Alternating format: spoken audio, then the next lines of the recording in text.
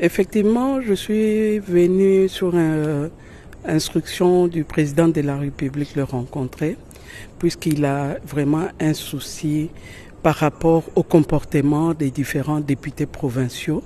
Et il m'a dit qu'il a appris que les différents députés provinciaux sont en train de monnayer leur voix auprès des sénateurs et les gouverneurs.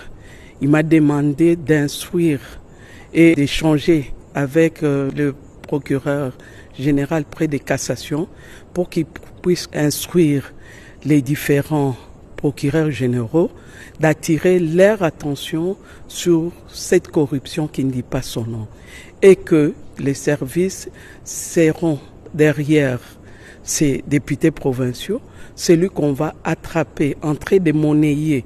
Il n'y a pas de marchandises à vendre auprès des sénateurs et les gouverneurs et que cela doit s'arrêter. On ne peut pas continuer à accepter une telle corruption à ciel ouvert et qu'il faut qu'il y ait des sanctions sévères pour tout celui qu'on va attraper en train de monnayer son siège, sa voix auprès des sénateurs et gouverneurs. Excellence, c'est une pratique qui a pratiquement pris de l'ancrage dans le pays depuis le début des élections. C'est ce que les gens déplorent, le monnayage des voix au niveau des sénatoriales. Est-ce que vous pensez que vous allez réussir cette mission vous confiée par le chef de l'État? Quelles sont vos stratégies? C'est à la justice de le faire et les services de sécurité.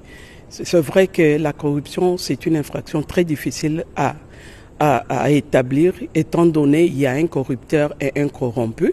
Mais nous disons que ça sera vraiment dommage que cela continue. Il faut qu'on s'arrête un jour et que celui qu'on va attraper ne pourra tirer que les conséquences de son comportement.